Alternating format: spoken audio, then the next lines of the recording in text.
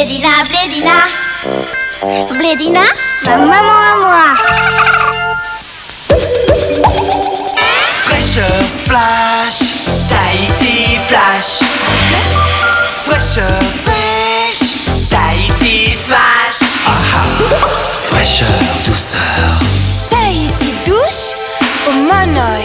Douche douce, douche fraîche. Pour Michelin, chaque victoire est un nouveau départ. Torturer, analyser, accrocher, innover. Pour Michelin, chaque départ est un nouveau défi. Michelin, c'est la volonté d'aller toujours plus loin.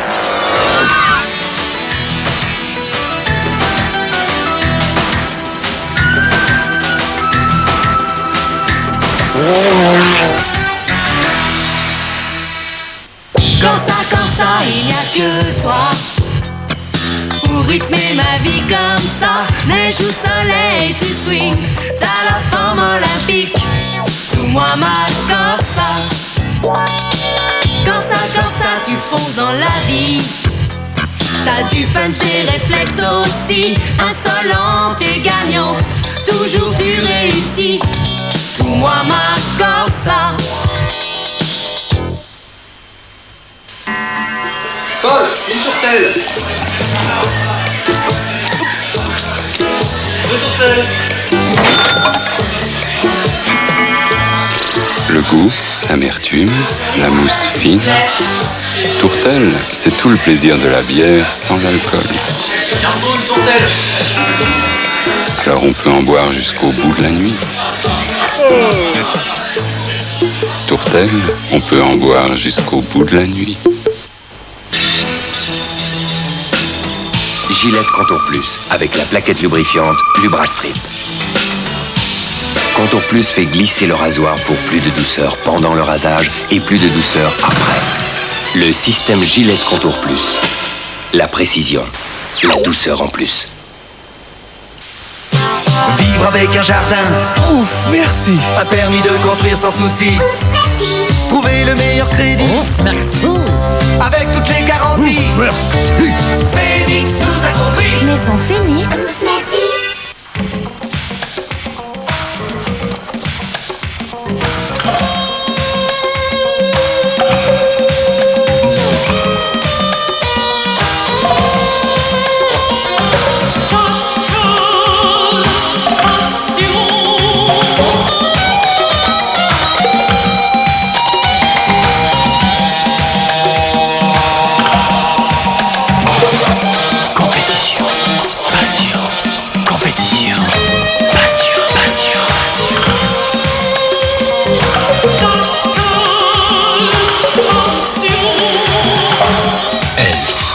L'énergie d'une passion.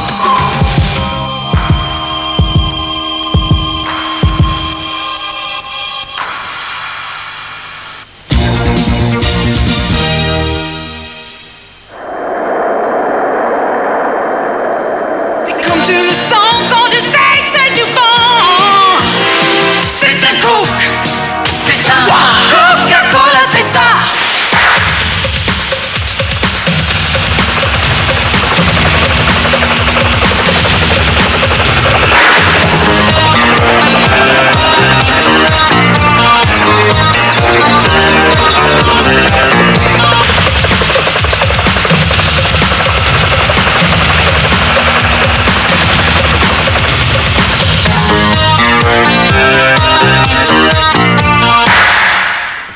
Mesdames, Messieurs, bonsoir. Ouf, enfin un peu de repos à Agadez au Niger pour les 186 rescapés du Dakar. Du repos, pas pour tous, les petits, les sans grades ont dû passer leur journée à réparer.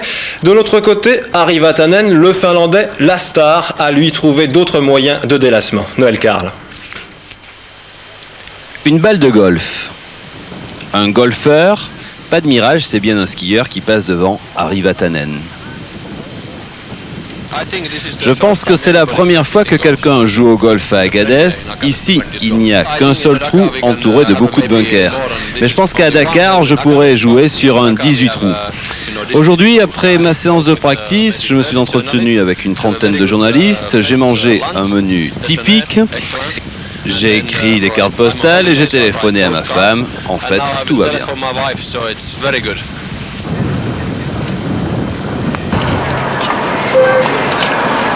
Cet homme est un privé. Comprenez par là un anonyme, un sans grade. Freddy Roland est garagiste à Mulhouse. Un jour, avec Rémi Brucker, un journaliste de l'Alsace, il décide de faire le Paris-Dakar. Non sans mal, ils réunissent 350 000 francs et avec cette somme, ils s'offrent une 505 qu'ils transforment en 4 roues motrices. Et pour eux, l'aventure a fini s'arrêter hier à 400 km d'Agadez, boîte de vitesse bloquée. On est dans les airs, on a pleuré parce que c'était foutu, c'était cuit. Et un truc pareil, moi je suis garagiste depuis une vingtaine d'années et jamais j'aurais pensé que imaginer faire une chose pareille, scalper la boîte de vitesse, c'est comme si on était si on était malade et puis qu'on vous ouvre à cœur ouvert en plein milieu du désert, quoi.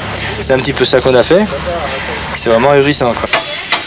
Ahurissant, c'est le mot juste pour ces pilotes qui, après avoir passé des heures au volant, plongent à l'arrivée, les mains dans le moteur. Freddy n'a qu'un mécano pour l'aider. Toutes les nuits on travaille, oui. Toutes les nuits, dès qu'il arrive, c'est des soucis. Il n'arrive pas, il arrive et puis tout.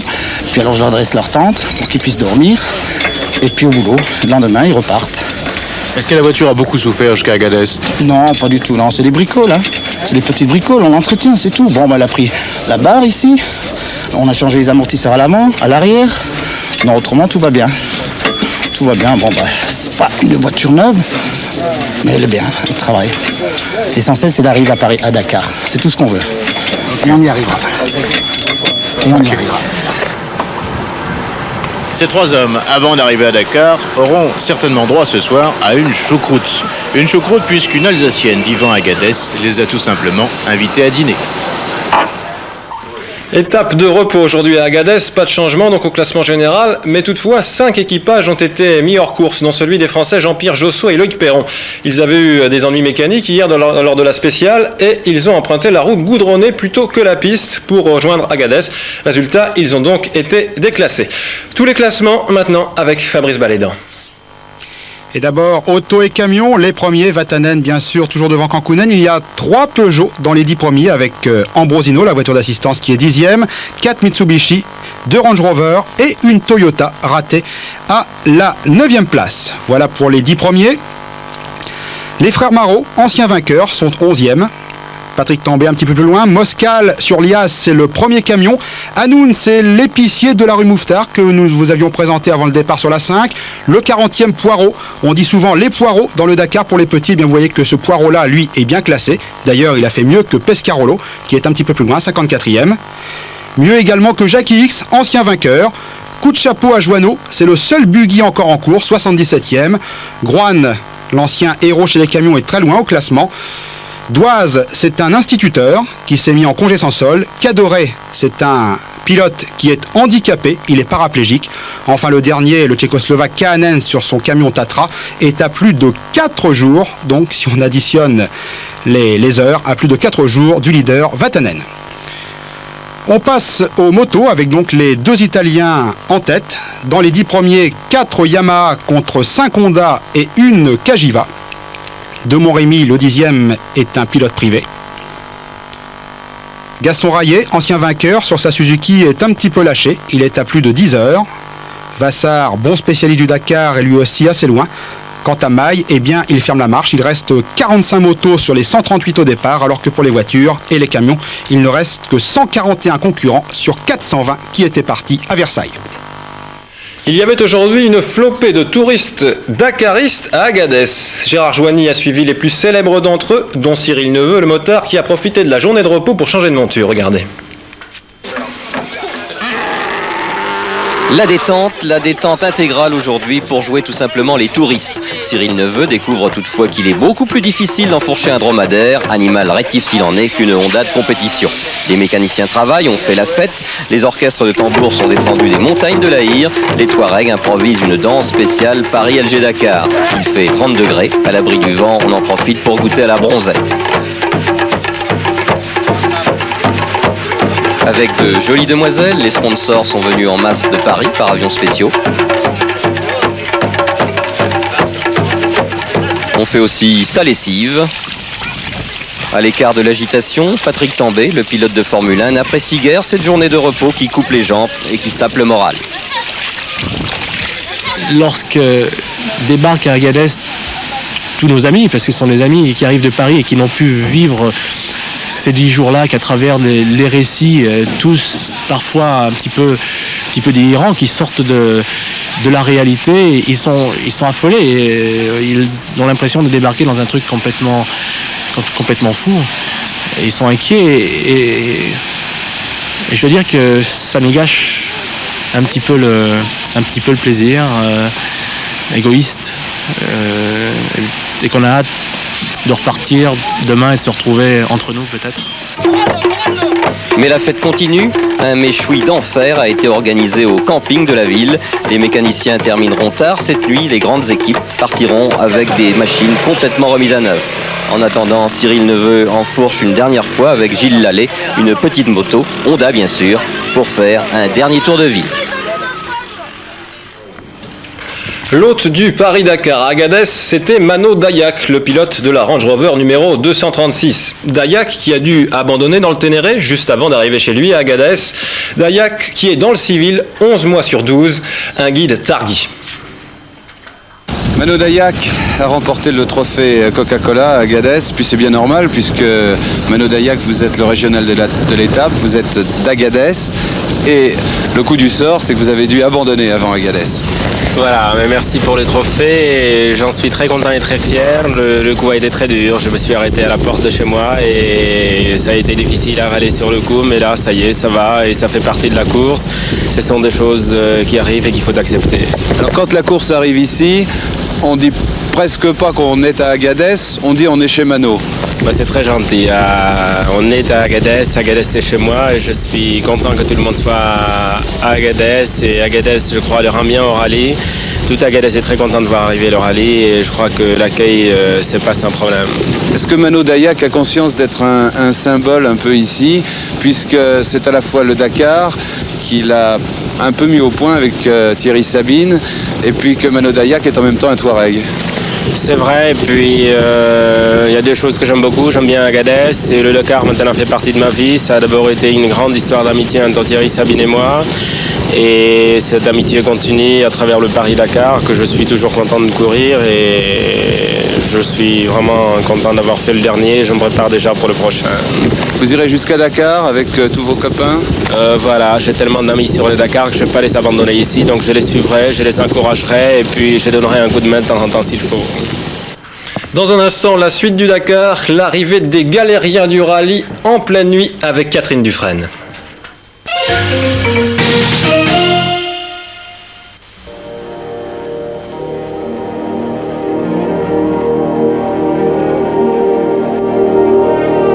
Vous entrez dans la 4e dimension.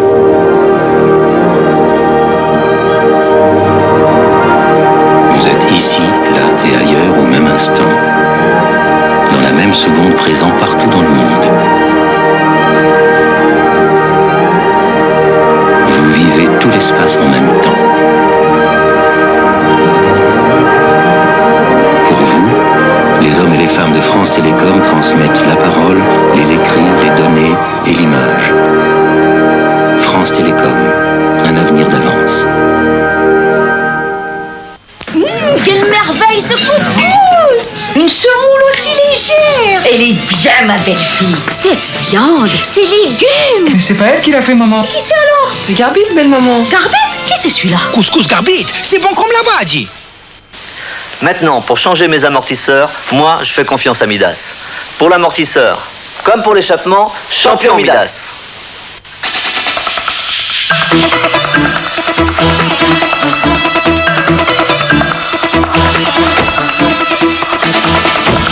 Je vois la vie en grand, comme un Uno.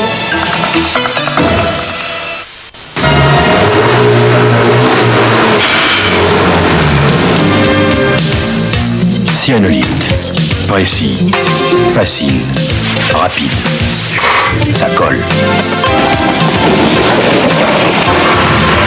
Cyanolite, la grande colle dans son petit tube. Jenna de René et Rexona. Pour gagner, j'ai 2 secrets. De l'entraînement toute l'année mais aussi de la fraîcheur tous les jours. C'est pourquoi j'utilise Rexona. Je l'ai choisi parce qu'il m'aide à rester fraîche plus longtemps, même quand je le mets à rude épreuve. Avec Rexona, dès le départ, j'ai plusieurs longueurs d'avance. Et je les garde. Déodorant Rexona, une fraîcheur à toute épreuve.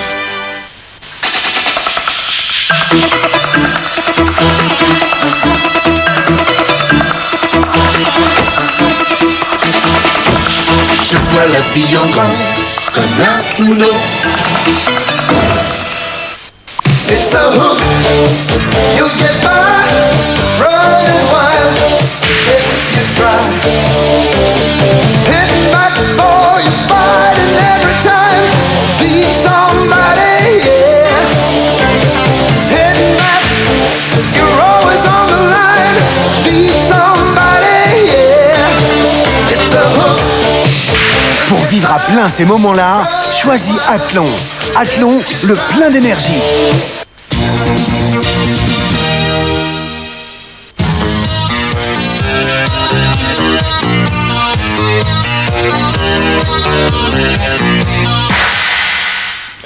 Journée de repos bien méritée à Agadez au Niger pour les rescapés du Dakar, surtout pour les petits qui ont quand même pu se reposer un peu même s'ils ont dû réparer. Hier l'étape avait encore été très éprouvante, Catherine Dufresne a attendu bien longtemps, la nuit tombée, pour accueillir les derniers concurrents. Les arrivées de nuit, comme ici à Agadez, n'ont jamais été si nombreuses dans un Dakar. Cela est dû à la longueur des étapes et aux difficultés de navigation. Mais ce qui n'est déjà pas évident de jour devient très dur la nuit.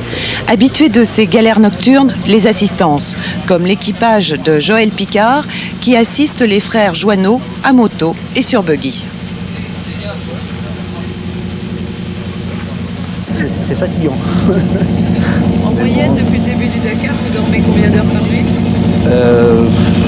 Peu. La grande étape où on est arrivé, on est arrivé le matin à 6h à... je ne me rappelle plus le... Non, pas Tamanrasset, au bout de l'étape spéciale. On a rencontré notre motard qui avait cassé une roue. On a été aussitôt le dépanner. Et puis en faisant la liaison, il a cassé le moteur, donc il a abandonné. Mais nous, on a rebranché aussitôt, on a repris le carton, on est reparti et puis on a continué pour s'il y avait besoin de nous plus loin. Et c'est bien là le problème des assistances sur le Dakar. Ils sont en course comme n'importe quel concurrent. Et si leur poulain est en panne sur la piste, eh bien évidemment, ils s'arrêtent pour tenter de le dépanner. Pour eux, ce n'est pas le classement qui compte, mais il faut arriver à tout prix. Très grande fatigue pour l'assistance du team Honda Hollande, qui n'est guère enclin aux déclarations sur la ligne d'arrivée. Quant à l'équipe espagnole, numéro 287, elle a beaucoup souffert.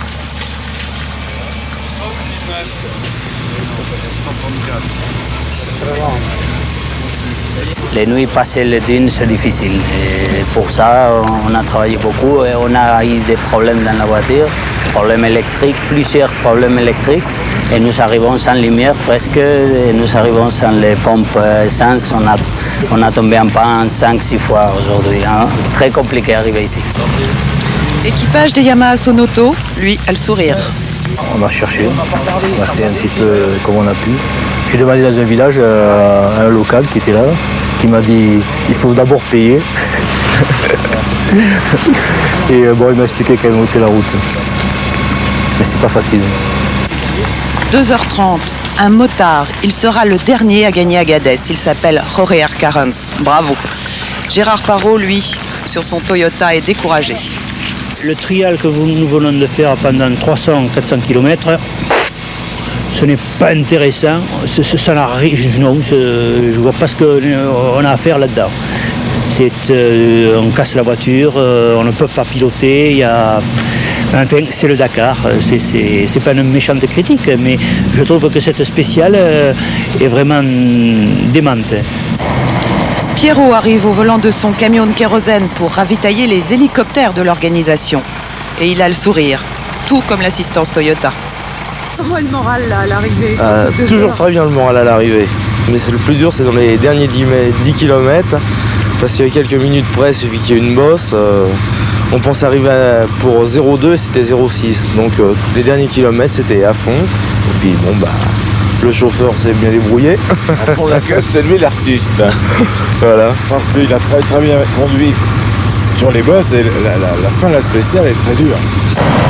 Et oui, pour arriver dans les temps, il faut bourrer sur la fin. Là, ça fait... Le début est trop dur. Je crois qu'on a un trophée là. Il nous a tués là. Et on a beau bourrer de temps en temps, ça ne marche pas. 1 minute.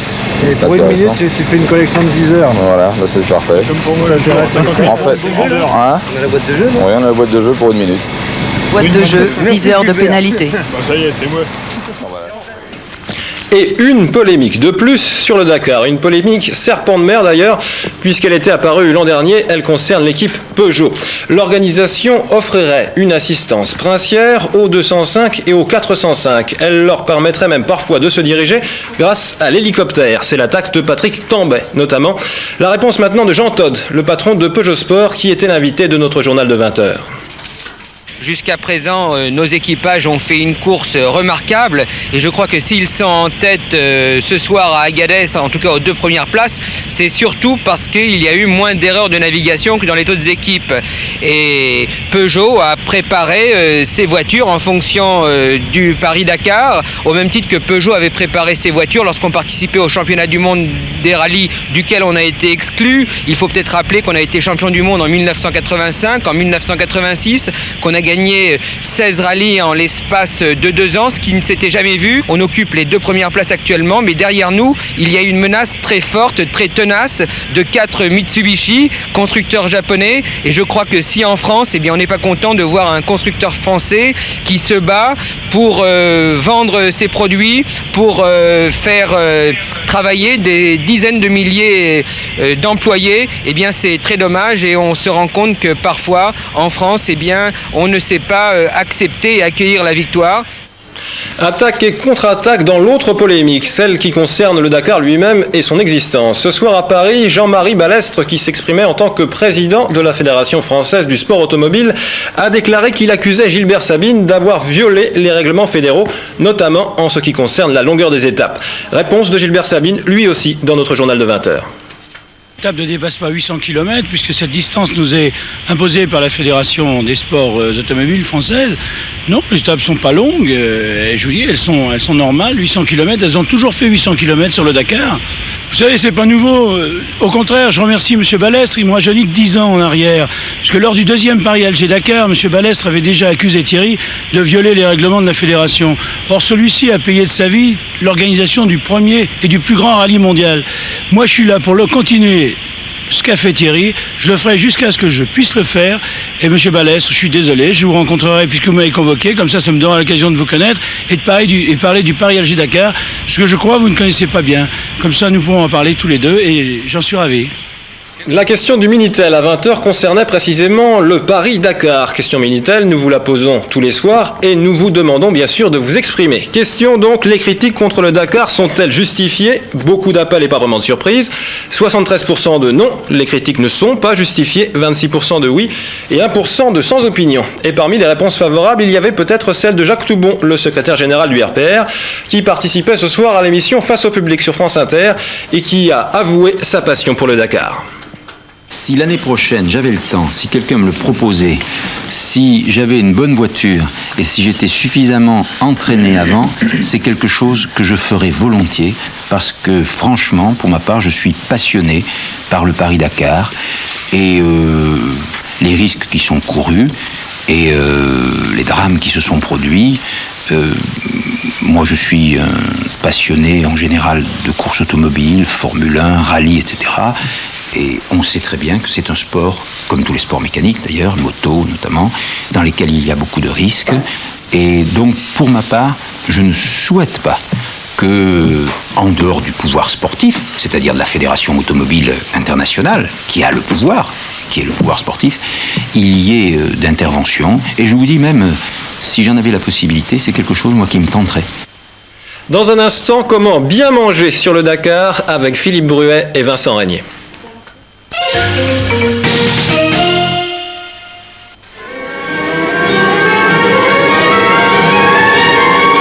pouvez vous offrir le tranchant Wilkinson. Offrez une lame Wilkinson à votre rasoir, même si votre rasoir n'est pas un Wilkinson. Moi j'aime la nature, j'y trouve tout ce que j'aime.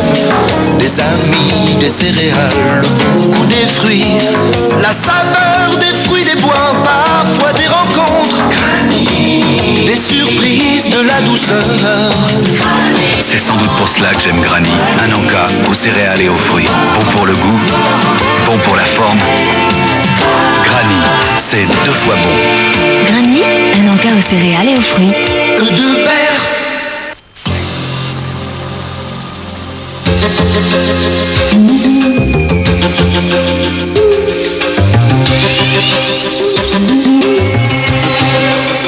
Une nouvelle tentation. Granny.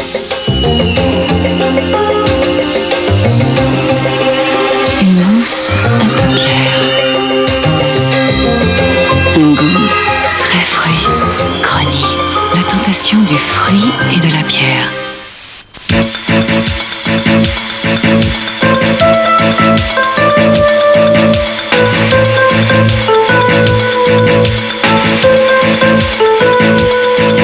Un beau matin, vous prendrez le temps d'un breakfast, le nouveau petit déjeuner de Danone. Breakfast, c'est l'équilibre d'un bol de yaourt, de céréales et de fruits. Breakfast de Danone. Un beau matin, vous y viendrez.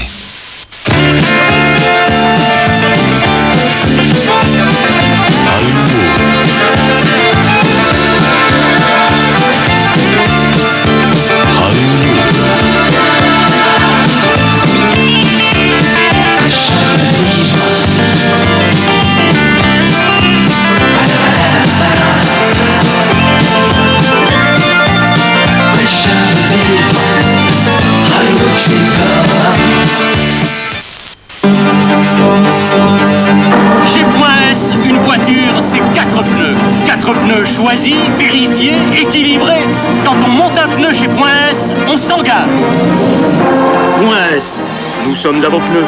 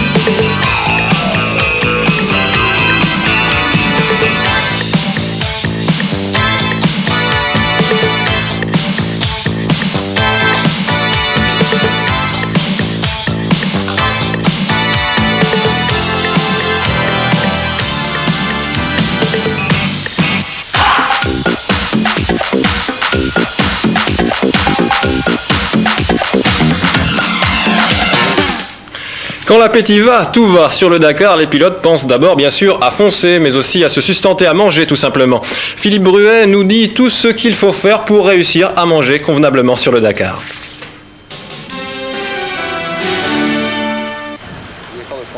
Pour manger sur le Dakar, un sésame impératif, ce petit bracelet attestant que vous faites bien partie de toute la caravane. Chaque jour et chaque nuit, les 35 personnes d'Africa Tour se transforment en véritables déménageurs pour débarquer et recharger 3 camions remplis de nourriture. 14 tonnes de victuailles dans chacun de ces camions, une véritable usine. Problème principal, bien sûr, arriver toujours à l'heure et surtout avant les premiers concurrents, malgré des routes et des pistes difficiles d'accès.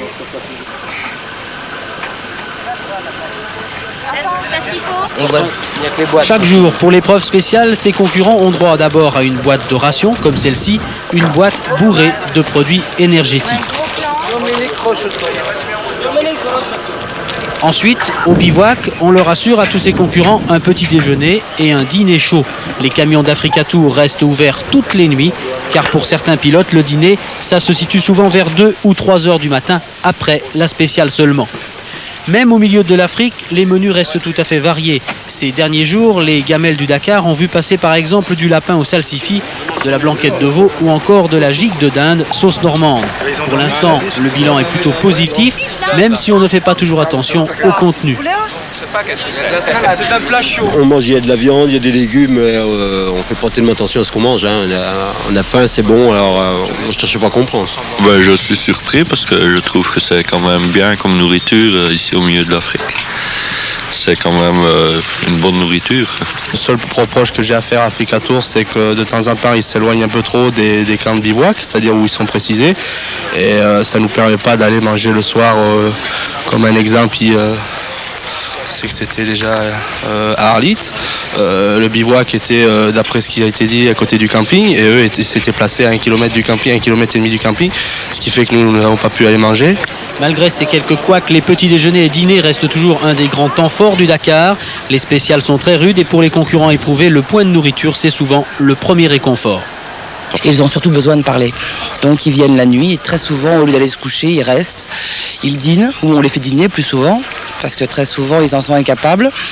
Et toute cette mission est avant tout une question de chaleur humaine. Thierry Sabine disait que le moral était au fond de la gamelle, je crois qu'il avait raison. À Agadez, les concurrents du Dakar ont profité de cette journée de repos pour aller se restaurer en ville et pour une fois goûter la cuisine locale. Les chameaux d'Agadez en ont profité, eux aussi se sont mis à table et comme en plus ils ont trouvé le plat du jour plutôt intéressant, ils ont eu droit pour repartir à une casquette. 6514 km. Il reste encore 6514 km et 11 étapes aux concurrents avant l'arrivée à Dakar. Philippe Bruet et Jean-Luc Roy nous font un point précis de ce qui attend encore ces fameux concurrents jusqu'à l'arrivée et en particulier d'Agadez à Tombouctou. Ce soir, ici à Agadez, à l'issue de la journée de repos du Dakar, les concurrents ont pratiquement parcouru la moitié du kilométrage total de cette épreuve. Il faut rappeler que nous arriverons le 22 à Dakar, nous sommes le 11. Il reste encore beaucoup de difficultés. Et si on a beaucoup insisté sur les problèmes des concurrents dans les premières heures du Dakar, eh bien Jean-Luc Roy, il va falloir dès ce soir dire que ça risque d'être dantesque jusqu'à la fin. Demain, on va à Niamey avec 1000 km à faire. Oui, tout à fait, Philippe, pratiquement 1000, enfin 850 km exactement, et ça commencera par une liaison très longue sur le goudron, donc c'est pour ça que les concurrents partiront demain à 4h du matin pour prendre le départ de la spéciale à Tawa. Et puis après, au lieu de faire Tawa-Talcho comme les autres années, eh bien à partir de Tebaram, les concurrents vont descendre plus au sud, au milieu des marais. Donc il faudra rejoindre ici un peu de navigation, là environ 250 km de spéciale, et puis après de la liaison jusqu'à Niamey. Alors Niamey est la capitale du Niger, on quittera ensuite Niamey pour vivre 3 jours pratiquement impossibles et féeriques. Ah oui, là ça va être terrible parce que petite liaison encore jusqu'au début ici à Mangazé. Et puis après, là c'est une piste qui va être très fréquentée avec beaucoup de caravanes, beaucoup de puits, beaucoup de villages. Donc il ne faudra pas que les concurrents hésitent à demander leur route. Enfin ça va être une étape dont ils se rappelleront comme aurait dit Thierry. Kidal, Tessalit, il n'y a pas de liaison, on va enchaîner tout de suite avec les spéciales. Oui, une spéciale, tout à fait, là on est vraiment loin. On va d'ailleurs croiser la piste que le rallye prenait précédemment. Kidal c'est le bagne, c'est pour ça que c'est la piste papillon juste avant. Avec ici donc là une variation entre des collines, des rocs, enfin ça va être une spéciale aussi avec énormément de navigation et ça peut être cassant, jusqu'ici jusqu'à Tessalit. Et ensuite jusqu'à Tombouctou, c'est-à-dire pendant 2 jours on va retrouver beaucoup de sable. On a beaucoup parlé du sable algérien, mais là il va y avoir encore beaucoup de choses sur les roues des pilotes. Oui tout à fait, là on ne connaît pas du tout cette région, effectivement c'est totalement presque incontrôlé. Donc départ de Tessalit avec un cap qui est pratiquement nord-nord-ouest et puis beaucoup de variations de cap et des dunes à franchir, des chaînons de dunes et un sable qu'on ne connaît pas qui est différent du sable du Ténéré. René Hodge a dit que c'était l'étape de l'apocalypse parce que lui-même a eu peur en reconnaissance. Alors ceux qui arriveront au garage à Kenya seront vraiment très contents. Descendre sur Tombouctou. Sur Tombouctou, oui, plein sud, par la piste René Caillé. Donc c'est par là que René Caillé a découvert Tombouctou. Donc un paysage absolument sublime sur l'arrivée de Tombouctou. René Medj a promis ce soir au briefing qu'il fallait être prudent à partir de demain car les routes seront très difficiles et les barrages nombreux à franchir. On souhaite encore beaucoup de courage aux rescapés et aux galériens de ce Dakar. Agadez au Niger, la perle du Ténéré, capitale des Touaregs. Agadez vue par les caméramens de la 5 avant de se quitter, une carte postale insolite. C'est pas le rallye Paris-Alger-Dakar qui va impressionner Agadez. Depuis la nuit des temps, elle a toujours été le carrefour des caravanes. Découvrons cette ville-étape avec le sourire et sous un angle un peu particulier.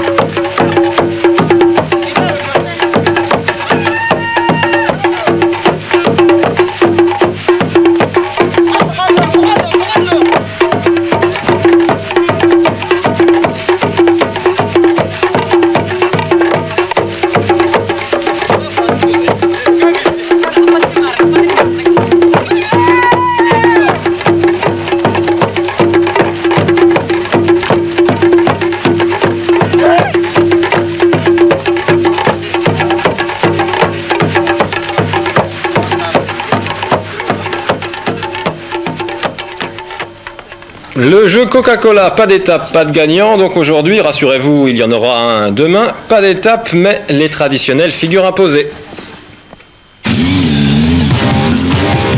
Grand concours de pronostics. Coca-Cola, la 5.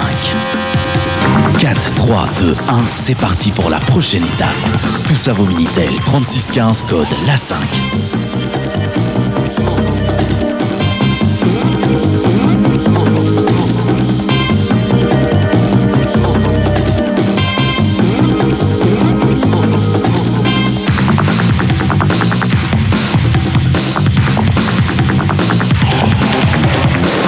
Et pour gagner la Super Land Rover Turbo Diesel, trouvez les vainqueurs à Dakar. Tout ça vaut Minitel, 3615, code la 5. Voilà, c'est la fin de cette édition spéciale Dakar. Demain, les concurrents reprennent la route direction Niamey et vous retrouverez bien sûr sur la 5 tous les rendez-vous habituels que vous n'avez d'ailleurs jamais quittés. 10h30, Catherine Pic et Jean-Michel Bello d'Aventure FM avec leurs invités. 12h30, 13h, Jean-Claude Bourret. 19h, Étienne Lénart dans son journal En Images. Et à 20h, le journal de Guillaume Durand. Nous nous retrouverons demain pour le spécial Dakar. Merci d'être fidèles à la 5. Excellente soirée à tous.